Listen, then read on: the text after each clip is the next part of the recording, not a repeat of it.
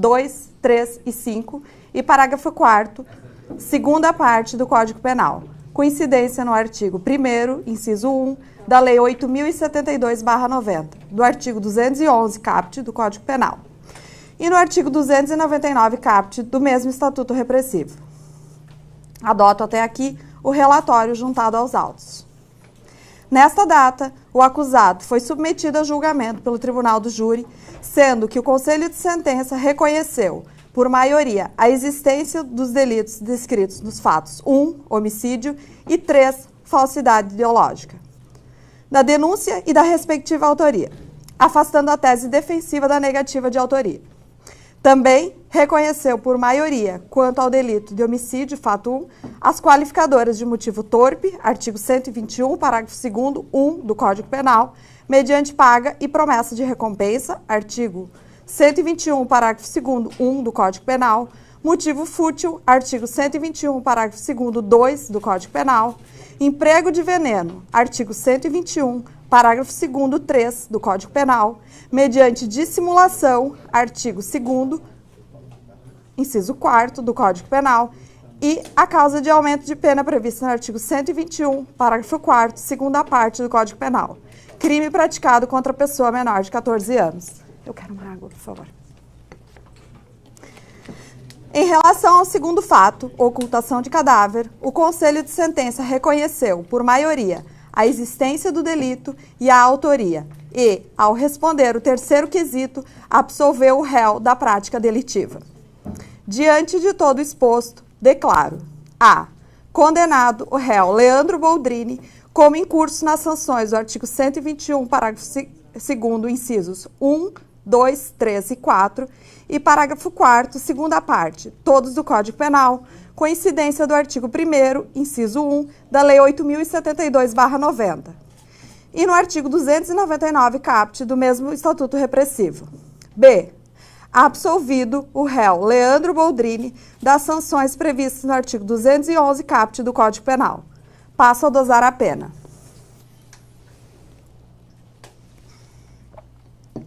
Primeiro fato, homicídio qualificado. Primeira fase da dosimetria, circunstâncias judiciais do artigo 59. A culpabilidade, identificada como grau de reprovabilidade da conduta, considerando as condições pessoais do imputado e circunstâncias fáticas a envolverem o delito praticado, excedeu ao ordinário. Nessa senda, aponto que as peculiaridades do caso concreto evidenciam a necessidade de maior censurabilidade do agente, na medida em que o acusado e a madrasta, a Corré Graciele, perpetravam atos de violência psicológica e humilhação contra a vítima, conforme se infere, especialmente nos vídeos extraídos do telefone celular do acusado. Evento 3, processo judicial 95, página 13 a 17. Destaco ainda que o réu, em vez de proteger a vítima, seu filho, o qual estava sob seus cuidados, obrigava-o a pedir desculpas à madrasta, se mostrando conivente com as ameaças de morte proferidas por ela em face de Bernardo. Essa conduta do réu é incompatível com a figura paterna, merecendo maior reprovação, na medida em que deveria ter dado maior proteção e atenção ao filho, sobretudo após o suicídio da mãe, o que não fez. Há também de se considerar que, além de pai, o acusado trabalhava na área de saúde, onde impera com mais vigor o princípio da proteção ao direito à vida. Assim, tenho que a reprovabilidade dessas condutas é exigida, sendo a culpabilidade do réu mais acentuada, o que justifica um aumento de pena de 1 ano e 6 meses de reclusão. B. Com relação aos antecedentes, verifico que o réu é tecnicamente primário, consoante certidão de antecedentes do evento 3, processo judicial 202, página 20 e 22. A conduta social do réu foi abonada, conforme depoimento das testemunhas Andrigo Rebelato, Luiz Omar, Marlise Cecília Renz e Rosângela Andréia Pinheiro, em plenário, justificando uma redução da pena de 1 ano e 6 meses de reclusão. A personalidade apresenta traços dissonantes que devem repercutir no apenamento básico.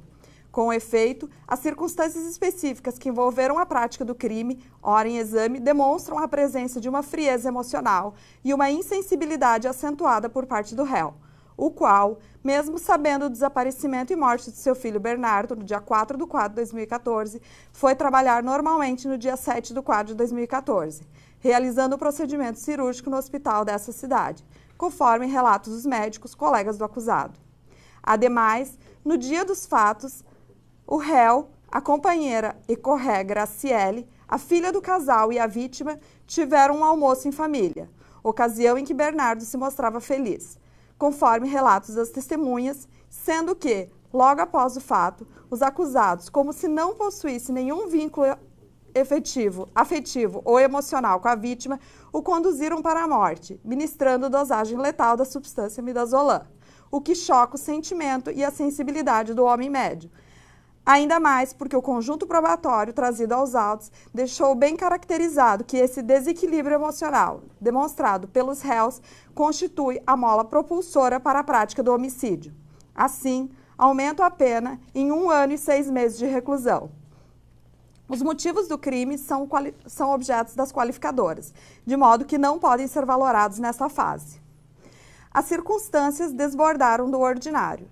De acordo com as provas coligidas, o crime foi premeditado, na medida em que a Ecorré Graciele, com total ciência e apoio moral e material do acusado Leandro, no dia 2/4 de 2014, deslocou-se até a cidade de Frederico Westphalen, onde adquiriu os equipamentos necessários para a abertura da cova e da soda cáustica jogada sobre o cadáver da vítima, bem como o medicamento utilizado para causar a morte de Bernardo. Outro sim, a vítima possuía apenas 11 anos de idade na data do fato. Certidão de nascimento de evento 3, processo judicial 35, página 40.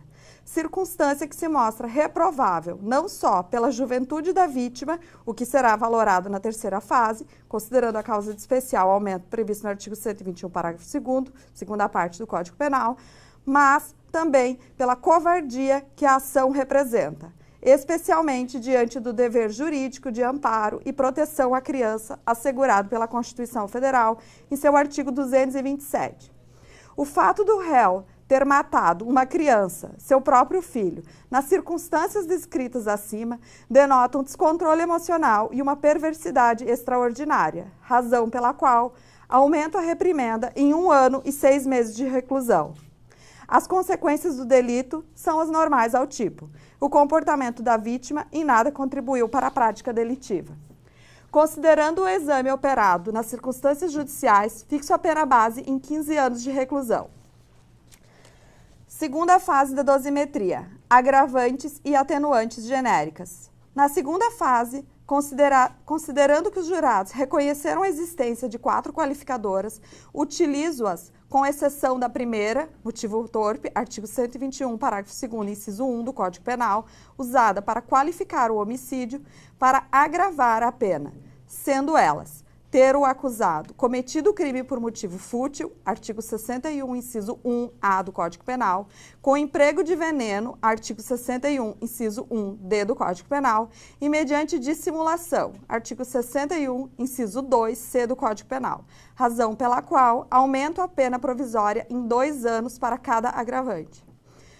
Presente também a circunstância agravante prevista no artigo 61, inciso 2e do Código Penal, considerando que o crime foi cometido contra descendente, conforme certidão de nascimento da vítima Bernardo de evento 3, processo judicial 35, página 40, e pelo que aumenta a pena provisória em 2 anos. Assim, torna a pena intermediária em 23 anos de reclusão. Terceira fase da dosimetria.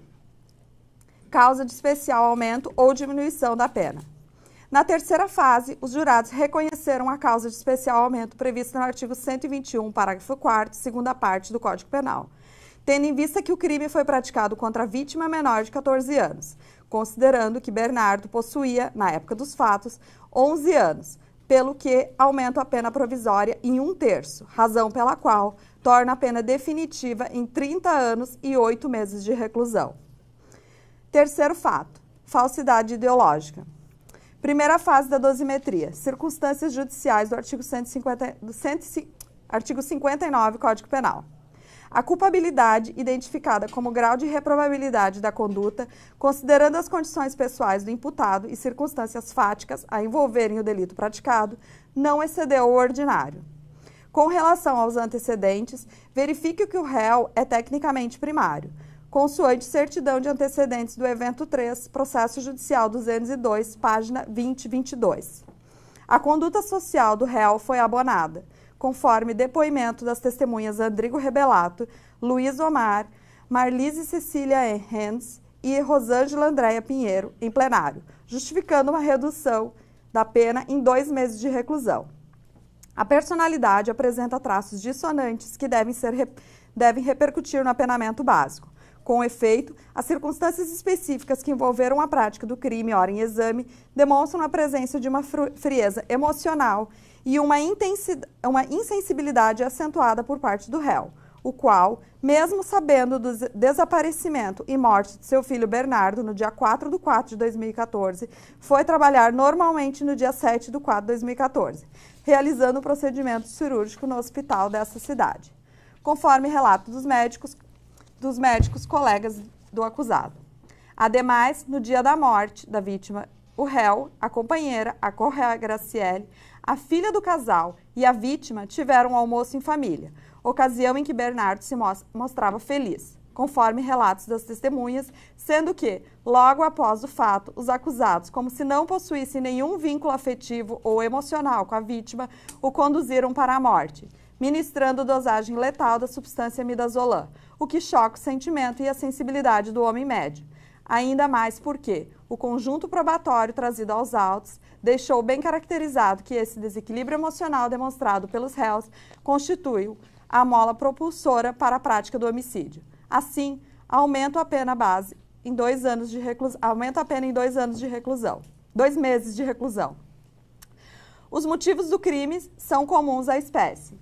As circunstâncias não desbordaram do ordinário. As consequências do delito são as normais ao tipo e o comportamento da vítima em nada contribuiu para a prática delitiva. Considerando o exame operado das circunstâncias judiciais, fixo a pena base em 1 ano de reclusão e 10 dias multa.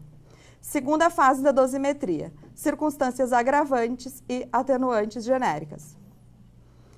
Na segunda fase, inexistem circunstâncias agravantes ou atenuantes, de modo que resta a pena intermediária mantida em 1 ano de reclusão e 10 dias de multa. Terceira fase da dosimetria da pena, causas de especial aumento ou diminuição da pena. Na terceira fase, ausentes causas de especial aumento e diminuição da pena, pelo que torna a pena definitiva em 1 ano de reclusão e 10 dias de multa. Concurso material. Por fim, reconheço configurado o concurso material, artigo 69 do Código Penal, entre os delitos, porque essas condutas criminosas praticadas pelo réu são absolutamente autônomas. Assim, as penas privativas de liberdade aplicadas para os delitos devem ser somadas, de sorte que sua condenação definitiva recai na pena de 31 anos e 8 meses de reclusão e 10 dias multa, à razão de 1/3 do salário mínimo nacional, considerando sua situação econômica.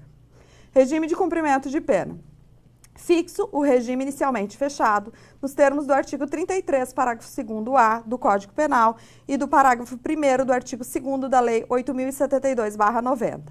Ainda com relação ao regime de pena, considerando o disposto no artigo 387, parágrafo 2º do Código de Processo Penal, com a redação dada pela Lei 12.736/12, deverá ser observado que o réu permaneceu preso preventivamente no período entre 13/4 de 2014 até a presente data, totalizando 3.264 dias.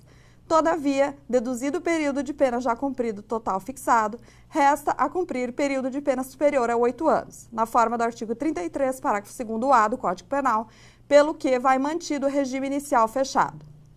Reconheço a hediondez do crime de homicídio qualificado praticado pelo réu, forte no artigo 1º, inciso 1, da Lei 8.072/90. Disposições finais. O condenado deverá permanecer segregado preventivamente para apelar da decisão, especialmente pelos motivos já expostos nas decisões que mantiveram a cautelar, uma vez que permanecem rígidos os motivos que ensejaram o decreto prisional. Agora, agregando-se o fundamento da necessidade de assegurar-se a correta e exata aplicação da lei penal, nos termos do artigo 312 do Código de Processo Penal, notadamente em razão do juízo condenatório proferido pelo Colégio Popular. Custas pelo réu. Recomende-se o réu à SUSEP, devendo ser expedido o PEC provisório, remetendo-o à VEC. Com o trânsito em julgado, inscreva-se o réu no rol dos culpados, inclua-se as informações devidas no campo dados criminais, comunique-se ao TRE e forme-se os PECs definitivos. Registre-se. Publicado em sessão, intimadas as partes presentes, 3 Passos, 23 de março de 2022, Sucilene Engler Aldino, juíza de direito presidente do Tribunal do Júri.